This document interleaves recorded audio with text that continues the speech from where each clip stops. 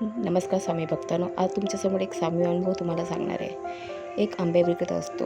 त्याची मुलगी शाळेत असायची, फी भरलेली नसते. ती त्यांना फोन करून सांगते, बाबा आज माझ्या शाळेची फी भरायची आहे, नाही तर मला शाळेत बसवणार नाही. तो आंबे म्हणतो ठीक आहे बाळा, मी आज आणतो. तो स्वामी मठात जातो.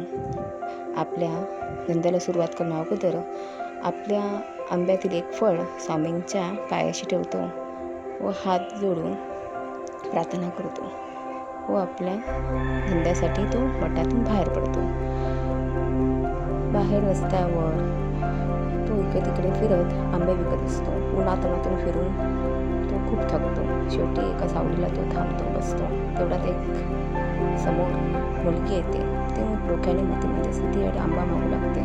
तो तिला एक फळ काढून देतो, पण तिला सर्व आंबे हवे असतात व ती सगळे आंबे घेऊन जाते. तेवढ्यात एक बाळ आपल्या वडिलांसोबत त्यासमोर येते. तो त्याच्याकडे आंबा मागतो. तो सांगतो माझ्याकडे आंबा नाही आहे, संपला. पण तो जिद्दच करू लागतो. बघतो तर काय एक आंबा असतो. ते बाळ घेतं. त्याचे वडील त्याच्या पुढ्यात पैसे पुढे करतात व ते गाडीतून निघून जातात.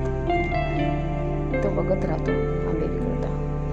शेवटी ते बाळ गाडीतून वाकून बघते. स्वामी रूपात असतं ते बाळ त्याच्याकडे हास्य करून बघत असते.